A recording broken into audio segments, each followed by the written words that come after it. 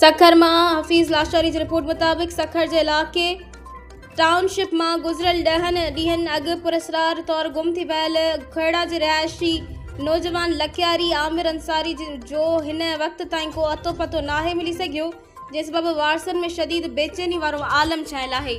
नौजवाननि जी बाज़ियाबी जे लाइ उन जे वारसनि, औरतुनि, क़ौम परस्त कारकुननि ऐं सिविल सोसाइटी जे नुमाइंदनि सखर प्रेस क्लब आॾो एहतजाजी मुज़ाहिरो कयो ऐं नौजवान जे फौरी बाज़ियाबी जो मुतालबो कयो। मुज़ाहिरे जे दौरान मुस्मात नसीम अंसारी, सलमा अंसारी, नज़ीर खोखर, ज़ाहिद मंगरियो ऐं ॿियनि मीडिया सां ॻाल्हाईंदे ॿुधायो त आमिर अंसारी तक़रीबन 10 ॾींहनि अॻु सखर जे टाउनशिप इलाक़े में पंहिंजे मासी जे घर महिमान तौरु आयो हो।